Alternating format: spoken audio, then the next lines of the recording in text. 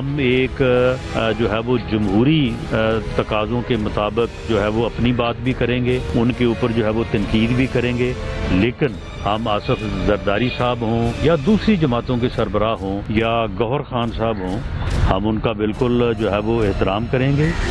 मुखालिफ सियासी जमातों से हमारा सियासी मुकाबला है, हमारी उनसे कोई दुश्मनी नहीं है, कोई उनसे लड़ाई नहीं है। हम बिल्कुल आसिफ अली जरदारी साहब से, मियां नवाज शरीफ साहब जब भी कोई मौका बनेगा तो इंशाल्लाह जरूर मुलाकात। बिस्मिल्लाहिर्रहमानिर्रहीम, अस्सलाम वालेकुम नाज़रीन। नून लीग और उनके कायद नवाज शरीफ की सियासत में एक बड़ी रुकावट अल अज़ीज़िया रेफरेंस में सजा है, जिसके हवाले से आज इस्लामाबाद हाई कोर्ट में समाअत हुई। अदालत ने केस को मेरिट पर सुनने का फैसला सुनाया। नैब की तरफ से केस एहतसाब अदालत रिमांड बैक करने और रेफरेंस का फैसला करदम करार देने की इस्तदा मुस्तरद कर दी गई। तो दूसरी तरफ नाज़रीन, नून लीग अपने सियासी मुस्तकबिल के हवाले से अहम फैसले कर रही है। बलूचिस्तान, सिंध, खैबर पख्तूनख्वा के बाद पंजाब में भी नून लीग ने इत्तेहादी तलाश कर लिया है। कल काफ लीग के सरबराह चौधरी शुजात और नून लीग के कायद नवाज शरीफ के दरमियान 15 साल के बाद ये मुलाकात हुई और इस मुलाकात में दोनों रहनुमाओं के दरमियान इंतखाबात में ताउन और सीट एडजस्टमेंट पर बातचीत हुई है। इस हवाले से चौधरी शुजात के बेटे चौधरी सारिक हुसैन ने कहा कि नून लीग के साथ कौमी असम्बली की 4 और सूबाई की जो हैं वो 8 नशिस्तों पर मामला तय हैं। नाज़रीन, गुज़श्ता दिनों इस मुमकिन सीट एडजस्टमेंट के हवाले से ये खबरें भी आई थी कि नून लीग मकामी रहनुमाओं को काफ लीग के साथ सीट एडजस्टमेंट पर तहफ़्फ़ुज़ात हैं, लेकिन फिर भी नून लीग की तरफ से ये फैसला सामने आया कि पंजाब को नून लीग एक मजबूत गढ़ के तौर पर नून लीग के समझा जाता है। इसलिए गुमान ये किया जा रहा था कि शायद नून लीग पंजाब में सोलो फ्लाइट लेगी, लेकिन ऐसा नहीं हुआ। नून लीग के नाक़िदीन इत्तेहाद की कोशिशों को नून लीग की सियासी मजबूरी कह रहे हैं, लेकिन नून लीग इसे कौमी इत्तफ़ाक़ राय की करार देती है। अब इनमें से कौन सी बात दुरुस्त है, इसी मुनासबत से एक्सपर्ट्स के लिए आज का पहला और बड़ा सवाल कि हरीफों से इत्तेहाद नून लीग की सियासी ज़रूरत है, या ये जो हम कहते हैं कि सियासी वज़ादारी, जब ये मुलाकात हुई और उसके बाद ये खबरें थी कि ये सियासी वज़ादारी है और सियासत में कभी दरवाजे बंद नहीं होते, ये उसकी निशानी। पैनल का तारुफ करवा देती हूँ। प्रोग्राम में मेरे साथ मौजूद हैं आमिर इलियास राना साहब, फैसल हुसैन साहब, अयाज खान साहब और हाफिज़ ताहिर महमूद अशरफी साहब। मैं आप सबको खुशामदीद कहूँगी।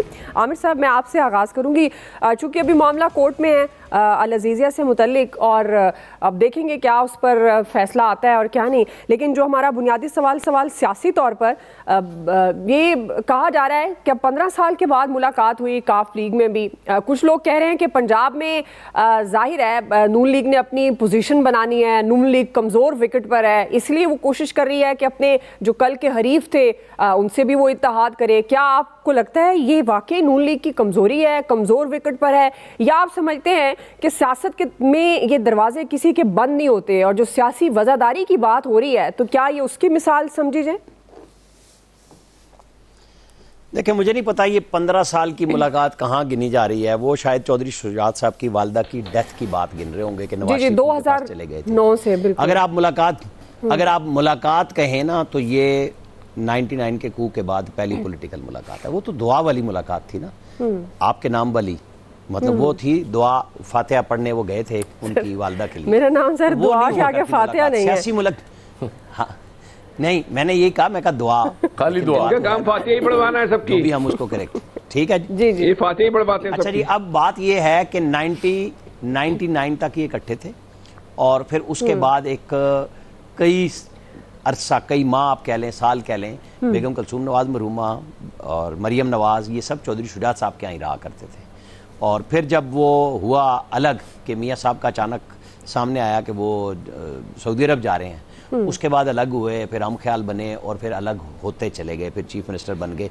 मतलब ये आपके और हमारे सामने की बात है। तो पॉलिटिकल मुलाकात अब आप देख लें कि 99 के बाद अब भी है। ये 15-16 साल की कहानी को आप छोड़ दें। मेरी चौधरी शाफे हुसैन से कुछ दिन पहले बात हुई थी, और चौधरी शाफे जो हैं वो सालिक से बड़े हैं। लोगों के जहन में है कि सालिक चूँकि वफाकी वजीर बन गए, ये MNA MPA नहीं बने, तो बड़े भी वही हैं, 3 साल बड़े हैं उनसे, और वो कुंजा और गुजरात शहर से 2 सूबाई असम्बलियों पर लड़ना चाह रहे हैं, और ऊपर सालिक हुसैन है, और फिर वो जो चौधरी वजाहत हुसैन, और जो आप PMLN की लड़ाई की बात कर रहे हैं ना, वो चौधरी आबिद कोटला हैं, जो गुजरात की एक सीट खारियाँ वाली से, खारियाँ से MNA हैं, और वजाहत साहब के बेटे पे पथराव की जो पिछले दिनों खबर नहीं दोबारा ये वो हमारे यहाँ फेक न्यूज़ जनरेट की जाती है, वो चौधरी वजाहत के बेटे की गाड़ी पे पथराव हुआ था और उसको अता तारट बना दिया गया था। ये वो वाली लड़ाई है। वो इनकी चौधरी वजाहत हुसैन का ख्याल था कि इनके वालिद एक दफ़ा चौधरी ज़हूर इलाही मरहूम वहाँ से इलेक्शन लड़े थे, तो वो चाह रहे थे कि अपने दूसरे बेटे को वो इस हल्के में तैयार करें। लेकिन किस्मत ऐसी कि अब ये दोनों एक ही पार्टी के वो हो गए कि यानी इत्तेहाद भी हो रहा है इनका और आगे चल के पार्टी भी एक हो जानी है। फिलहाल तो चौधरी साहब का फैसला है, चौधरी शुजात साहब का, कि हम अपने इलेक्शन पे सिंबल पे ही इलेक्शन लड़ेंगे काफी के। और ये तय था इनका कि जब नवाज शरीफ से मुलाकात होगी तो हमारे तमाम डिस्प्यूट तय हो जाएंगे, यानी कि पहले नीचे बातचीत हो चुकी होगी। आपको पता है कि PMLN का एक बड़ा वफ्द जाके चौधरी साहब से मिल के आया था आज से 4 हफ्ते पहले और उनसे तफसीली बातचीत करके आए थे, तो ये उसके नतीजे में अगली मुलाकात हुई। तो ये एक बात दुरुस्त है इस अंदाज में कि आप जब बड़ी जंग लड़ना चाह रहे हैं, सियासत में आना चाह रहे हैं, तो आप पुराने नाराज लोगों को जहां से आपका राब्ता हुआ, और चौधरी शुजात हुसैन ही वो आदमी थे जिन्होंने जब चीफ मिनिस्टर परवेज इलाही को बनाया जा रहा था तो उन्होंने ये बात कही थी सालिक से मेरे सामने अपने घर इस्लामाबाद में, जहां मुनस भी बैठे हुए थे, परवेज इलाही भी थे, तारिक बशीर चीमा भी थे, कि पहले डार नू फोन करो, पूछो कि शरीफ राजी है ते असी दुआ करनी है वरना असी नहीं करनी। फिर उनका मैसेज आया कि नवाज शरीफ राजी हैं, फिर दुआए खैर हुई जिसपे चौधरी परवेज इलाही से आज तक जरदारी साहब नाराज हैं कि दुआए खैर हमारे साथ की और जाके इमरान खान के साथ मिल गए। मतलब वो एक अलग हिस्ट्री है कि वो अलग हो गई, खानदान के अंदर भी लड़ाई हो गई, और आज हम और आप जो देख रहे हैं तो वो चौधरी जो ये बशीर चीमा साहब हैं, चीमा साहब जो भावलपुर से हैं, तारिक बशीर चीमा साहब, उनकी ख्वाहिश थी कि उनके भाई ताहिर बशीर चीमा भावल नगर से PMLN के एक दफा MNA बने हैं, तो उनको 2 टिकटें दे दी जाएं कि वो वहां से भी लड़ना चाहते हैं। मंडी बाउद्दीन पे भी इन्होंने हाथ रखा हुआ है कि जहां जहां से हमारे लोग जीते थे, जाहिर है ज्यादा मुतालबा करेंगे तो कम पे जाके इत्तफाक राय होगा। और जो नवाज शरीफ की ख्वाहिश भी है कि जिन लोगों से करनी है, जैसे मौलाना फजलुर रहमान से मुलाकात वो खुद करके आए, फिर वो आए कि जहां जहां एडजस्टमेंट हो सकती है ना वहां की जाएगी। ओवरऑल कोई नहीं है, लेकिन चौधरी साहब के बेटे ने, इनके दूसरे MNA ने जो वफा की शहबाज शरीफ के साथ वोट पे खड़े रहे, अपनी फैमिली में उन्होंने, चूंकि दुआ चौधरी शुजात साहब के कहने पे हुई थी तो उन्होंने अपने बेटे को मना कर दिया कि भाई नहीं आप परवेज के साथ नहीं जाएंगे, तो वो वफा कर रहे थे, तो इधर से भी वफाई हुई है। और नवाज शरीफ का जाना मतलब एक अच्छा सिंबल है कि जो इमरान खान ने पाकिस्तान की सियासत में एक लड़ाई को जाती दुश्मनियों में बदल दिया, इंतकाम में बदल दिया, तो थोड़ा सा कल्चर चेंज होगा, माशरे में भी आएगा। देखे ना, असल मसला है कि टॉलरेंस टोटल खत्म हो गई है पॉलिटिकली। जरा 2 मिनट कोई बंदे आपस में बैठ के बात नहीं कर सकते कि लड़ाई हो जाती है, और इतनी बुरी हो चुकी है। अच्छी बात है, इसे अप्रिशिएट करना चाहिए, जो भी मुआहिदा करे, और पॉलिटिकल लोग ही तो करेंगे ना तो बात बनेगी। ये डंडा डोली से काम चलता नहीं है, चलाया जा रहा है, लेकिन अच्छी बात है कि ये हो रहा है, मैं तो इसको अप्रिशिएट करता हूं। हाफिज ताहिर साहब हमारे साथ हैं। हाफिज ताहिर साहब, आपके ख्याल में ये एक अच्छा सिंबल है कि नून लीग तमाम उन इत्तेहादियों को जिनसे बरसों से मुलाकात नहीं हुई थी उनसे भी मिल रही है इंतखाबात से पहले, या आप समझते हैं कि ये नून लीग को सियासी ज़रूरत है, मजबूरी है, इसलिए नवाज शरीफ साहब जाकर ये इत्तेहाद और उन तमाम जमातों से मिल रहे हैं जिनको वो तनकीद का निशाना बनाते आए हैं? हाफिज ताहिर साहब।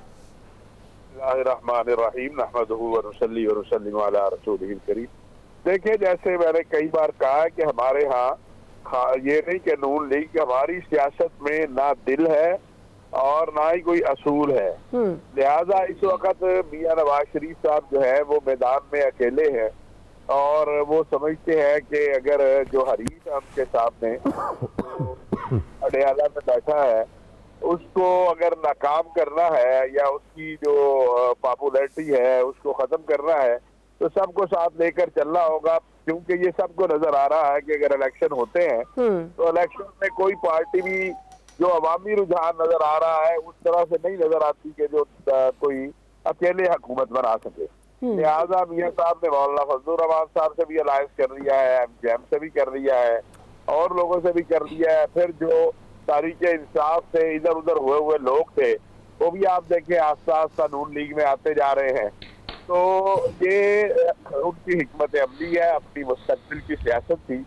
लेकिन पाकिस्तान को अगर आपने आगे लेके जाना है तो फिर आपको इंतकाम के रवैये छोड़ने होंगे और इत्तेफाक के रवैये अपनाने होंगे। और वैसे भी मियां साहब की फाउंड्री का नाम भी इत्तेफाक है। सही है। लिहाजा मेरा ख्याल वही कौमी इत्तेफाक के राय से चल रहे हैं। तो इसी तो नहीं रही सिलसिले को इसी मामले को लेके वो आगे बढ़ रहे हैं कि सबसे बातचीत हो। और ये जो एक है इलेक्शन के हवाले से, हालांकि मेरा अपनी राय ये है कि इमरान खान साहब का जो हुआ इस वक्त बनाया गया है, ऐसी सूरत हाल नहीं है। लेकिन चूंकि तो इलेक्शन नहीं लड़ना, इलेक्शन जिन्होंने लड़ना है वो ये समझ। वैसे आप भी कॉन्टेस्ट कर सकते हैं, आपको क्या, आप पूरे उतरते हैं उस बात पे हाफिज ताहिर साहब? नहीं, पहली बात यह है मेरे पास रिस्क हराम है नहीं। अगर होता तो मैं जरूर इलेक्शन लड़ता। नहीं, सब रिस्क हराम पे तो नहीं लड़ते ना सर, ऐसे तो नहीं कह सकते। आप मुझे बताइए कि ये करोड़ों रुपए जो इलेक्शन में लगते हैं, ये फिर उसके नतीजे में क्या होता है, ये एक अलग बहस है। और ना उधर कमीशन को देखता है, ना कोई और देखता है, ना सारा कुछ हमारे सामने है। हाँ, जिस वक्त इस मुल्क में कोई इलेक्शन का निजाम आदिलाना हुआ जिसमें गरीब भी लड़ सके, उसमें आप जरूर फिर सोचा जा सकता है। या तो नाज़म के इलेक्शन के लिए 10 करोड़ चाहिए तो MP MNA के लिए उसके लिए तो फिर करोड़ों की बात। ऑफिस साहब काला कोट है आपके पास। अभी इसे निगरान वज़ीर आज़म खिताब कर रहे थे कि हुकूमत सरमायाकारी करने वालों को मौका फराम करेगी। ये इंतहाई एक अहम तकरीब पाकिस्तान स्टॉक एक्सचेंज अवार्ड की, जिसमें उनका खिताब जारी था। प्रोग्राम की तरफ आएंगे। अयाज साहब, आपकी तरफ यही सवाल बुनियादी क्या देखते हैं, वाकई नून लीग इतनी कमज़ोर हो गई है पंजाब में कि उनको इत्तेहाद करने की ज़रूरत पड़ गई, या आप समझते हैं कि ये बड़ा अच्छा एक स्टेप है नून लीग नवाज शरीफ साहब की तरफ से कि वो जाकर पुराने लोगों से भी मिल रहे हैं, उनको भी कौमी धारे में आगे इंतखाबी अमल में शामिल करने की मुकम्मल कोशिश कर रहे हैं, जिसे हम कहते हैं कि सियासत में कभी भी दरवाजे बंद नहीं होते, तो ये उसकी मिसाल कहेंगे, या आपको लगता है कि कमज़ोर पिच पे है नून लीग इसलिए कोशिश कर रही है? दरवाजे बंद नहीं होते, ना होने चाहिए, लेकिन इस वक्त तो ज़ाहिर है मजबूरी है मेरे कायद की, वरना वज़ादारी कायद में जितनी है वो मैं भी जानता हूँ, लोग भी जानते हैं। अगर उन्हें नज़र आ रहा होता कि वो आराम से ये इलेक्शन ले जाएंगे तो फिर उन्होंने किसी को नज़दीक नहीं आने देना था। मुलाकातें ज़रूर करते, ये नहीं कि मुलाकातें ना करते, बातचीत ना करते, वो सब कुछ कर लेते, लेकिन ये इस तरह के इत्तेहाद वो कम अज़ कम ना करते। और फिर उन लोगों को इलेक्टेबल्स को ना लेते, वो जो दावे कर रहे थे उन पर पूरे उतरते। लेकिन जाहिर है मजबूरी है, वो लोग कह रहे हैं ना कि वो अकेला ही रेस में है, लेकिन खुदा न खास्ता हार ना जाए, यहाँ तक भी बातें हो रही हैं। तो इस हवाले से तो बात ठीक है। वो जो एक वो अडयाला जेल वाले साहब जो कहते थे बात ही नहीं करनी चाहिए, वो एक एक्सट्रीम है, वो नहीं होना चाहिए। बिल्कुल बातचीत के दरवाजे बंद नहीं करने चाहिए, लेकिन चूँकि आप समझते हैं कि जी मैं ही सिर्फ ठीक हूँ, बाकी सारे चोर हैं, डाकू हैं, तो वो इस तरह से चीज़ें नहीं चला करती। देखिए, ब्लैक एंड वाइट चीज़ें कम होती हैं दुनिया में, ग्रे एरिया ज़्यादा होता है, तो उसको हमेशा सामने रख के और कहीं गिव एंड टेक करना पड़ता है। पॉलिटिक्स तो नाम ही इसी चीज़ का है कि कहीं आप सरेंडर करते हैं, कहीं आप गेन कर लेते हैं, कहीं आप कहते हैं कि यार ये साइड पे रख दें चीज़ें, मैं बाद में देख लूँगा। तो इसी तरह से चीज़ों को आगे बढ़ाया जाता है। और वो बिल्कुल ठीक कह रहे थे आमिर के 99 के बाद ही आप कहें ये मुलाकात हुई है, क्योंकि उस वक्त भी मुझे याद है जब कुलसूम नवाज साहबा एक दफ़ा, ये चौई साहब ने बताया था कि आखिरी दिन जब इनके घर आई, जब उससे पहले वो प्रेस कॉन्फ्रेंस में उनके ओहदे शोदे ख़त्म करके आई थी, इन्होंने बड़े अच्छे तरीके से खाना वाना खिला के बड़े एहतमाम से रुखसत किया उन्हें, बड़े अच्छे तरीके से। और उसके बाद भी जब हमजा यहाँ थे उनके साथ भी कोऑपरेट करते रहे। वज़ादारी तो इस ख़ानदान में बहुत है, इसमें कोई शक नहीं है। तो वो, लेकिन जब बच्चे बड़े हो जाते हैं ना तो फिर जाहिर है उन्होंने अपना हिस्सा भी मांगना होता है कि जी हमें तो आजकल मिला कुछ नहीं। क्योंकि शुजात साहब के बेटे तो यही समझ रहे थे ना कि सारा कुछ मोनस ले जाता है। वो आपको याद होगा जब इमरान खान ने इनकार किया था मोनस को वजीर बनाने से और वो चाह रहे थे कि शुजात साहब का बेटा बन जाए, तो उस वक्त भी शुजात साहब ने कहा था कि नहीं, किसी सूरत ये नहीं होगा। मतलब वज़ादारी अल्टीमेट ये होती है। वो ठीक है, अब आज इख्तलाफात हैं, क्वाइट पॉसिबल है कल को कि आज इनसे हाथ में लाया, कल वो फिर इकट्ठे कहीं बैठे हों, तो ये सियासत में ज़ाहिर चीज़ें चलती रहती हैं। Otherwise this is very good. बिल्कुल इसमें इतनी वो गुंजाइश रखनी चाहिए आपको कि अगर कोई इस तरह का वक्त आता है, अल्टीमेटली गेन तो आप ही कर रहे होते हैं ना। अगर इनकी वजह से वोट बैंक में इजाफा हो जाएगा तो फाइनली गेन किसने करना, फायदा किसको होना है? मेरे कायद को। तो मेरे कायद तो अपने फायदे के लिए कुछ भी कर सकते हैं और करना चाहिए, उनका राइट है। फैसल साहब फायदे के लिए कर रहे हैं नवाज शरीफ साहब, या आपको लगता है कि ये एक अच्छा स्टेप है उनका? देखिए, दो बातें हैं। एक राय तो ये है कि वो इलेक्शन का रिजल्ट का खौफ है जिसकी वजह से कर रहे हैं। दूसरी राय ये है कि एक सियासी हिकमत अमली है कि जो हालात हैं, जो इस वक्त तनाव है, उसको कम करना। दोनों राय के हवाले से आप लातादाद दलीलें दे सकते हैं, लेकिन बहरहाल जो भी हो रहा है अच्छा है। और इनको सिर्फ अगर यहीं तक अपनी मुलाकातों को है ना महदूद नहीं करना चाहिए, अपना दिल को कुशादा करें। और अगर वाकई आपकी नीयत ये है कि इसमें सिर्फ आपका इलेक्शन के रिजल्ट का खौफ नहीं है, तो फिर आप तहरीक इंसाफ से भी मिल लें हाथ के हाथ। अगर वाकई आपका मंशा ये है कि इस मुल्क के अंदर जो है वो सियासी तनाव खत्म हो जाए और जो इस वक्त जो कशीदगी है वो खत्म हो जाए, तो फिर बेहतर ये कि आप तहरीक इंसाफ से भी मिल लें और कोशिश करें कि उनको भी जो है वो कोई महफूज रास्ता मिले सियासत में हिस्सा लेने का। इसकी वजह क्या है?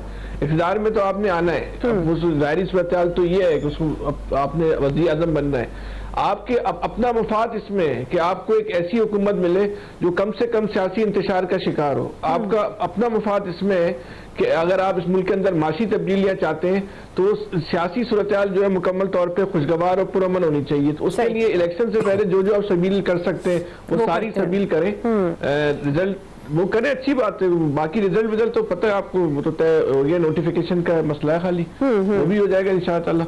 तो बाकी इतनी परेशान होने की जरूरत नहीं। लेकिन ये इस लिहाज से पहलू सही है कि इस बात को उन्होंने अगर इस दफा अपनी अना का मसला नहीं बनाया तो ठीक है, इसको वेलकम करना चाहिए। ठीक, इलेक्शन तो वैसे ही 2024 2018 के हुए थे, 2013 के जी 2013 के हुए थे, 2008 के, उसमें तो कोई तब्दीली नहीं आनी, रिजल्ट भी इसी तरह आना है। चले। लेकिन अगर इस दफा का रिजल्ट उसको सारी सियासी जमातें कबूल कर लेती हैं तो चले इसको एक मुस्बत ले लेना चाहिए हमें सब। सही जी। आमिर साहब, ये जो हमारे यहाँ यादाश्तों का मसला ना, असल ये है कि 2014 में भी जब इमरान खान साहब ने शुरू किया था तो नवाज शरीफ उनसे मिलने बन्नी गाला चले गए, बिल्कुल गए थे जी। और जब वो धरना लेके आए थे तो उस वक्त पीपल्स पार्टी और मौलाना फजलुर रहमान दोनों उनके मुखालिफिन थे नवाज शरीफ के। उन्होंने सारी पार्लियामेंट को अपने साथ मुश्तरका इजलास में बिठा के कि हमें पार्लियामेंट को मजबूत करना चाहिए, ये उस वक्त भी यही काम किया था। लेकिन आपको पता है जब शहबाज शरीफ और आसिफ जरदारी ने कहा कि मिसाके मैशत कर ले तो वो कहते थे ये चोर मेरे से एनआरओ मांगते हैं। जब कभी इनको ऑफर की गई, शहबाज शरीफ का आपको और हमें पता है, हमने यहीं पे कहा जब उन्होंने पहला खिताब किया फिर दूसरा किया, मैं कहा फुसफुसा सा खिताब इसलिए लगता है कि हमें तो मार दाड़ वाले एक वजीर आजम थे, हमें ये पैकेज मिल गया, हमें वो मिल गया, कहानियां सुना सुना के इधर उधर चले गए थे। तो शहबाज शरीफ बिल्कुल नहीं लगते थे कि वो एक मसालियत का मैसेज देते थे। वो कहते थे ये हमसे भीख मांग रहे हैं, मैं इनको दबा दूंगा, छुड़ा दूंगा। असल मसला इमरान खान की जात का वो जो है ना एरोगेंस, वो आज भी उनको पहला मौका मिला जब कई हफ्तों के बाद साफियों से मिलने का, उन्होंने किसको टारगेट किया? फौज को। उन्होंने कहा जनरल बाजवा फलाना ढिमकाना, भाई कहीं तो आप आओ ना, अगर बैरिस्टर गौहर को ले आए हो तो उसे रास्ता दो कि वही बात कर ले आपके लिए। लेकिन आप तो खत्म कर चुके सारी बातचीत को फिर से। कैसे कोई अगर मियां नवाज शरीफ चाहें भी तो जवाब में क्या गाली मिलनी है ना सियासी तौर पे, तो फिर वो कहेंगे कि लड़ना तो आपसे इलेक्शन है, तो मिल भी लेंगे इलेक्शन के बाद। बिल्कुल जी, जाहिर है ये दोनों मुलाकात या इस तरह की बड़े अरसे के बाद जिसकी बात करते हैं कि तमाम सियासी जमातों को एक मेज़ पर बैठना चाहिए, ये दो तरफा अमल है। दोनों को सोचना चाहिए कि ये मुल्क की सियासी इस्तेहकाम के लिए बड़ा ज़रूरी है, बजाय इसके कि आप ठीक है इंतखाब के मैदान में आप एक लड़े एक दूसरे के खिलाफ, आप ज़ाहिर है आपके कैंडिडेट्स होते हैं, लेकिन जहां मुल्क को कौम को ज़रूरत है, स्टेट को ज़रूरत है, वहां पर मिलजुल कर भी इस सियासी इंतखाबी अमल को आगे बढ़ाया जा सकता है। एक्सपर्ट्स की राय आपने जान ली है, ब्रेक ले रहे हैं, ब्रेक से वापस आएंगे। दूसरा बड़ा सवाल, इलेक्शन कमीशन को इंतखाबी अमल पर एतराज़ात दूर करने के लिए क्या इकदाम करने चाहिए, ये हमारा सवाल होगा। राय लेंगे ब्रेक के बाद।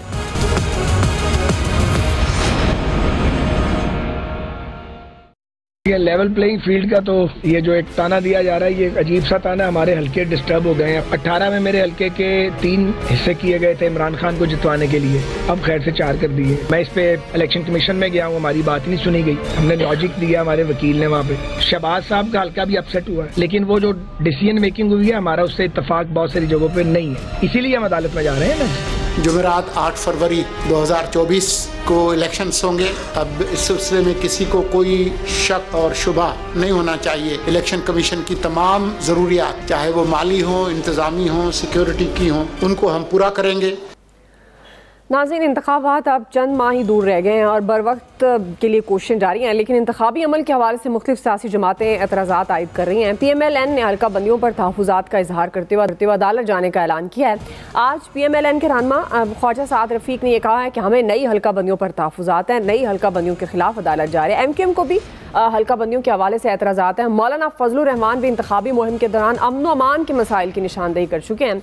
उधर निगरान वज़ीर इत्तलात ने वाज़ेह कर दिया कि कोई शक में न रहे, आम इंतखाबात 8 फरवरी को होंगे। Chief election commissioner Sikandar Sultan Raja ने भी ये कहा है कि इलेक्शन कमीशन इस वक्त आइंदा आम इंतखाबात की तैयारियों में मसरूफ़ अमल है। जल्द इलेक्शन शेड्यूल दिया जाएगा और पोलिंग 8 फरवरी को होगी। नाज़रीन, सुप्रीम कोर्ट के फैसले और इलेक्शन कमीशन की यकीन दहानी के बाद इस बात में तो शक की गुंजाइश नहीं है कि इंतखाबात अपने वक्त पर होंगे। सियासी जमातें भी यही कह रही हैं, लेकिन ये सवाल भी बहुत अहम है कि आखिर बड़ी सियासी जमातें इंतखाबी अमल पर जो सवाल उठा रही है उनका क्या मकसद हो सकता है। अयाज साहब, मैं आपसे दूंगी, चूंकि इसमें तो शक की कोई गुंजाइश नहीं है, जिस तरह से सुप्रीम कोर्ट का वर्डिक्ट है 8 फरवरी को ही इंतखाबात होंगे, लेकिन ये जो इंतखाबी प्रोसेस जिसमें ज़ाहिर है हल्का बंदियों पर तहफ़्फ़ुज़ात का इजहार किया जा रहा है, ये भी शामिल है। इस पर जो एतराज़ात उठाए जा रहे हैं और सवालात, इसका क्या मकसद है, कितना वजन है, और इलेक्शन कमीशन की इस हवाले से जो हिकमत अमली है वो क्या होगी? दो अब जान की अमान पाऊँ तो कुछ अर्ज़ करूँ। जी जी सर।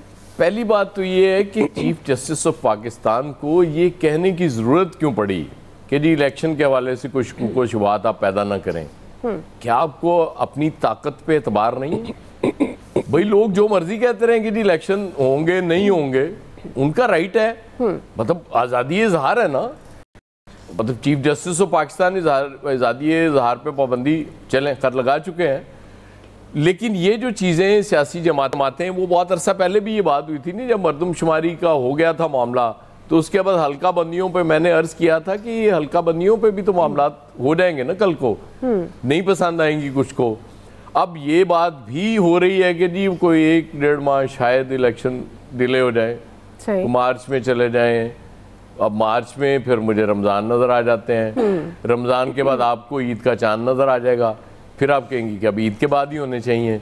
तो ये बातें तो चल रही हैं, और ये जिस तरह से एतराज़ात एक के बाद दूसरे आना शुरू हो गए हैं, तो कोई अपील तो कोई रिक्वेस्ट तो की जा सकती है ना पाकिस्तान की आला अदलिया से भी कि जी चूंकि मामलात इस तरह के हैं तो आप इजाज़त दे दें। तो अगर तो काजी साहब मूड में हुए तो वो इजाज़त दे भी सकते हैं। सही है, लेकिन बात यही चल रही है कि फरवरी में इलेक्शन शायद पॉसिबल ना हो।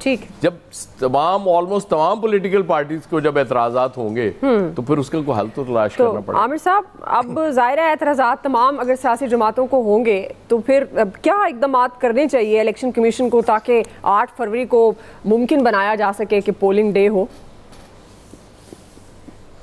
मैं तो जी बड़ी क्लियर हूँ कि 8 फरवरी को इलेक्शन हो रहे हैं, 17 दिसंबर से कागजात नामजदगी जमा होंगे, शेड्यूल 15-16 को आ जाएगा, और जिनको शक है वो भी बैठे हैं, हम भी बैठे हैं, हम भी अपनी खबर पे बैठे हैं। जिस तरह PTI को शक हुआ कि जी हमें KP में वो नहीं मिल रही लेवल प्लेइंग फील्ड, और वो पेशावर हाई कोर्ट में गए, तो वहाँ जज साहब ने chief election commissioner Sikandar Sultan Raja को कहा ज़ाती हैसियत में पेश हो जाएं। वहाँ उनके वकील ने कह दिया कि जी आप क्यों बुला रहे हैं? उन्होंने कहा नहीं आप शेड्यूल दें। उन्होंने कहा आपका शेड्यूल से ताल्लुक क्या है? डेट मिल गई है, इलेक्शन कमीशन ने अपना काम करना है, आप केस कीजिए, वो अपना डिफेंड करेंगे। भाई level playing field chief election commissioner ने कही थी उस दिन 8 फरवरी की, जिस दिन डेट दी थी कि जब हम शेड्यूल देंगे तो हम बात करेंगे ना, उस वक्त वो इंतजामी हुक्म जारी करेंगे ना, इससे पहले तो नहीं कर सकते। अब शेड्यूल आने वाला है, और फिर भी अगर किसी को तनाज़ा होगा तो निगरान हुकूमत बैठी है, अदालतें बैठी हैं, जाएं वहाँ पे। अब आपको पता है आजकल एक नया सिलसिला हो रहा है, इस्लामाबाद में भी फरमाइशी दरखास्त थी कि जी हमें फलाना बेंच सुने, फलां बेंच के मेंबर चीफ इलेक्शन कमिश्नर के मेंबर ना सुने, तो हाई कोर्ट ने भी एक ऑर्डर कर दिया कि तरजीह बुनियाद पे। भाई वो कैसे, ये अजीब व गरीब मसला है कि जब कोई जस्टिस रिटायर्ड, जितनी एक लाइन है मैं देख रहा था, इरशाद हसन खान, फ़ख्र आलम, कदीर चौधरी, ये फ़खरुद्दीन जी इब्राहिम, सरदार रजा खान, काजी फारूक, जितने जस्टिस बैठे रहे यहाँ पे, किसी ने नहीं बुलाया अदालत में अपने रिटायर्ड पेटी भाई को। और जब से सिकंदर सुल्तान राजा आए हैं, उमर अताब बंदयाल हो, चीफ इलेक्शन कमिश्नर हाजिर हो जाए, काजी फायद साहब हो, चीफ इलेक्शन कमिश्नर हाजिर हो जाए। और भाई अपनी अपनी डोमेन में सबको काम करना चाहिए ना। आप उनसे पूछें कि आप काम कर रहे हैं तो बस ठीक है। फिर अब इलेक्शन कमीशन के ऊपर जो तनकीद हो रही है वो हो रही है जी PTI के इंट्रा पार्टी इलेक्शन। भाई 21 से वो याद करा रहे हैं आपको कि अपने इलेक्शन करा लें, और वो हर पार्टी को कराते हैं, शहबाज शरीफ को भी कहते रहे इन्होंने इलेक्शन में कराई, कुछ चलाकियां की, आइन बदला, फंस गए। अब आज या कल वो लेटर जवाब में आ जाएगा जो वो मांग रहे हैं ना कि हमें बल्ले का निशान दे दें।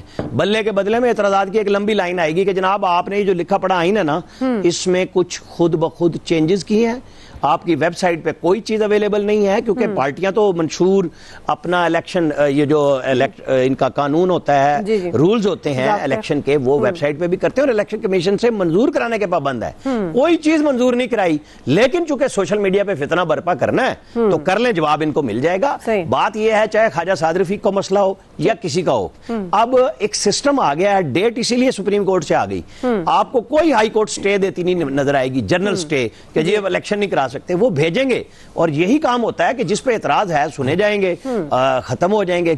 यही अदालतें थी जब इमरान खान से चंद वोटों से वो हारे थे साद रफीक, उन्होंने कहा मेरी गिनती दोबारा करा दे, साकिब निसार साहब ने गिनती बंद कर दी और वो जिमनी इलेक्शन जीत गए। वो गिनती बंद होने का स्टे नहीं खत्म हुआ आज तक। जैसे कासिम सूरी की असेंबली चली गई, उनका स्टे खत्म नहीं हुआ। यहाँ यही धंधा चलता है, कोई काम करना चाहे उसे करने नहीं देता। हाफिज ताहिर साहब, इसमें तो कोई शक नहीं है, जिस तरह से निगरान वजीर इत्तलात ने भी कहा कि 8 फरवरी को होंगे, उससे पहले भी ऑर्डर भी है।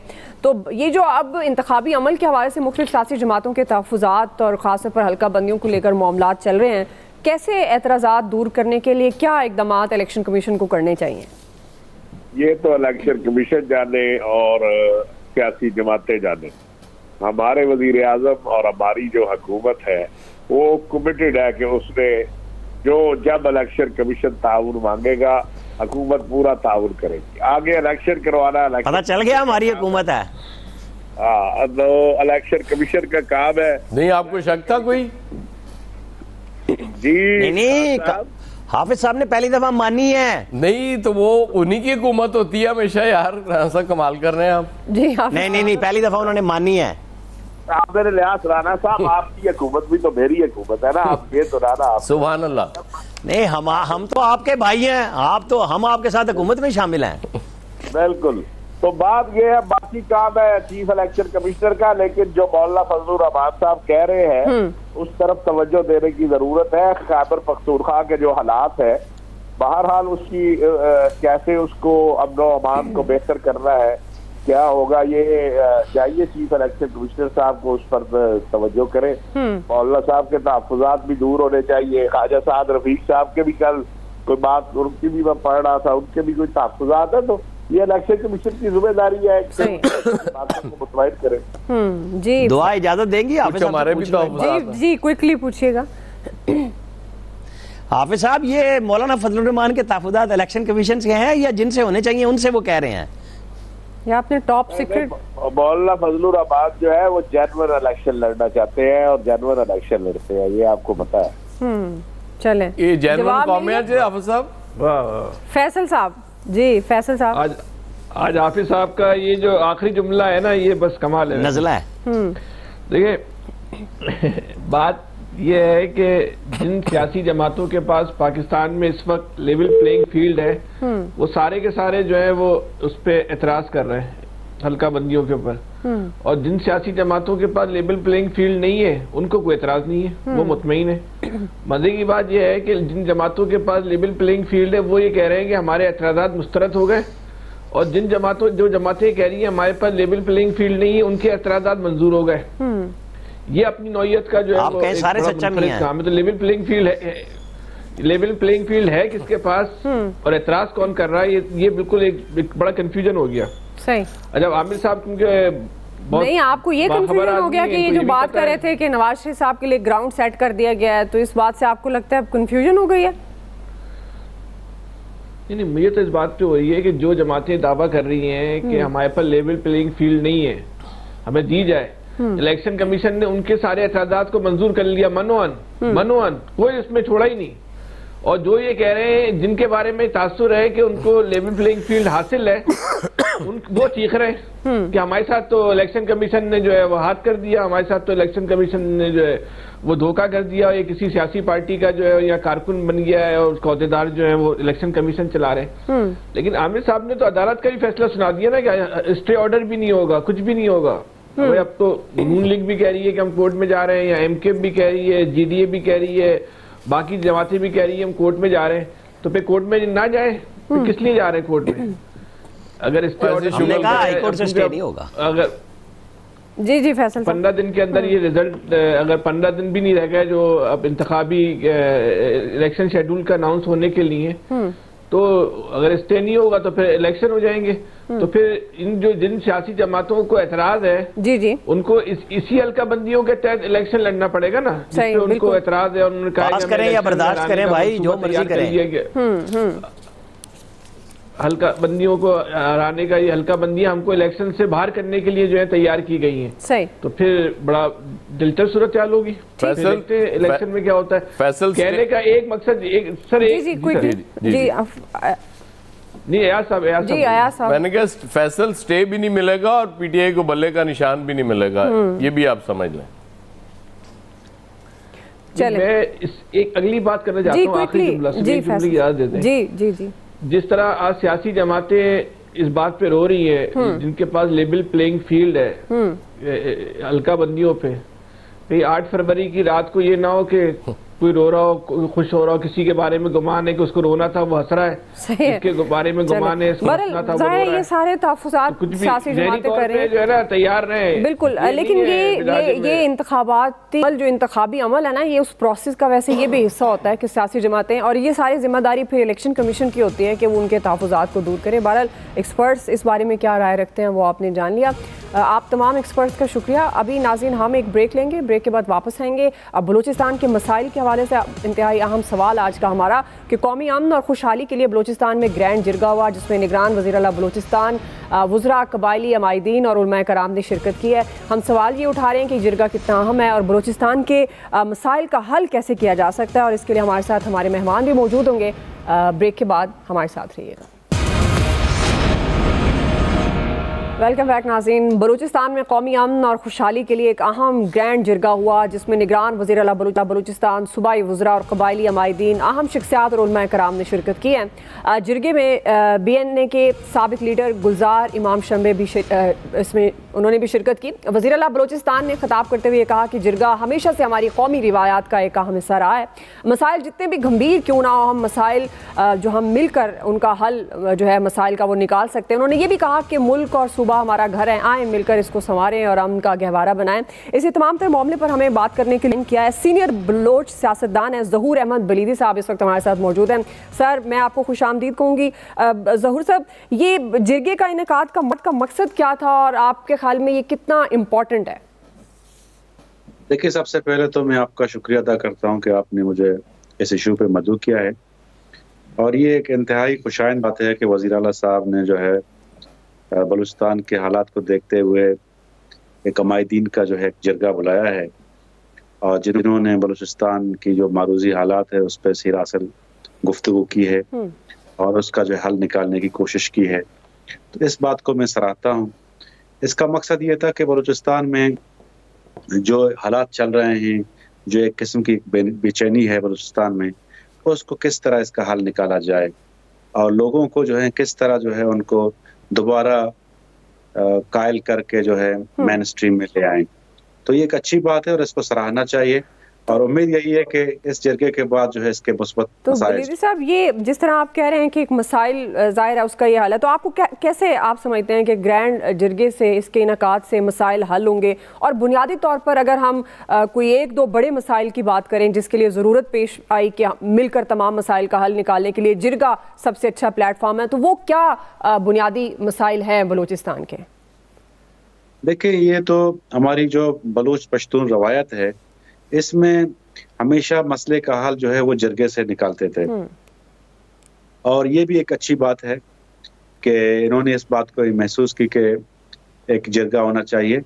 और मसला देखें इतना गंभीर नहीं है, जिस तरह बलूचिस्तान के हालात चल रहे हैं इसमें तो अक्सर बेशतर हालात जो हैं वो बैरूनी क़ुव्वतों ने ख़राब किए हुए हैं, और एक बाकायदा मज़मूम साजिश के तहत जो है बलूचिस्तान के हालात को बिगाड़ा गया है। तो उस हवाले से जब कबायली अमायदीन इकट्ठे हुए और आगे भी मजीद होंगे तो वो डेफिनेटली इसका जो है एक हल बेहतर निकाल सकते हैं, और जो हालात को ख़राब करने की कोशिश कर रहे हैं उनको आइडेंटिफाई कर सकते हैं, उनको जो है उनकी पेशबंदी कर सकते हैं। तो ये बड़ी एक अच्छी बात है। जी, तो ज़हूर साहब, ये अब ज़ाहिर है बहुत ज़्यादा फोकस कर रहे हैं आप, जो बलोच नौजवान हैं पढ़े लिखे, किस तरह उनको अमली सियासत की तरफ ला सकते हैं और ये कितना इम्पोर्टेंट रोल प्ले कर सकता है बलोच नौजवानों के जो मसाइल हैं उनको हल करने में स्पेसिफिकली? देखें, अगर आप बलूचिस्तान के जो हालात हैं, इसमें जो सबसे ज्यादा बेचैनी है वो बलोच नौजवानों में है और पश्तून नौजवानों में है। उनको मेन स्ट्रीम पे ले आना बड़ा ज़रूरी है और उनके जो मसाइल हैं, जो बुनियादी ज़रूरत है, उनको जो है हुकूमत पूरी करके दे और उनका जो है मुस्तकबिल जो है वो भी महफूज बना के दे और उनको ये बावर कराए कि बलूचिस्तान में या इस मुल्क में जो है उनके लिए एक रोशन और बेहतर मुस्तकबिल हो सकता है। और आपको अच्छी तरह पता है कि जिस तरह हालात चल रहे हैं और जिस तरह आजकल 5th जनरेशन वॉर है, उनके जरिए जो दुश्मन बाहर बैठे हुए हैं, उनकी कोशिश यही है कि किस तरह लोगों के जहनों को ख़राब किया जाए, खुसूसन उन नौजवान नस्लों के कि जिनका जो है बहुत अच्छा और तो आप उनके जहनों को कैसे डाइवर्ट करेंगे? उनके मसाइल का हल सियासी ज़ाहिर तरीके क्या हो सकता है? क्या इस पर, इन मामलात पर क्या तय पाया? देखिए, उनके मसाइल का हल ये हो सकता है कि उनको जो है कन्विंस करें, उनको जो है अपने दोस्त और दुश्मन का जो है पता होना चाहिए और जो गवर्नमेंट ने इनिशिएटिव लिए हैं उनके बारे में आगाही देनी चाहिए और उनके लिए जो है रोजगार प्रोग्राम शुरू करना चाहिए और उनके जो है जॉब्स के हवाले से चलें, यानी बड़े अहम ज़ाहिर है बलूचिस्तान के मसाइल, ख़ासतौर पर जो पाकिस्तान के हकूक़ और ख़ासतौर पर जो टारगेट किया गया है कि एक ग्रैंड जिरगे के ज़रिए इकट्ठे होकर एक प्लेटफॉर्म पर इन तमाम मसाइल का हल ढूंढा जाएगा और उनको हल भी किया जाएगा। ज़हूर अहमद वलीदी साहब हमारे मेहमान थे, आपका बहुत शुक्रिया। नाज़रीन, आज के एक्सपर्ट से इतना ही, फीडबैक दीजिएगा। ख्याल रखिए, अल्लाह हाफ़िज़।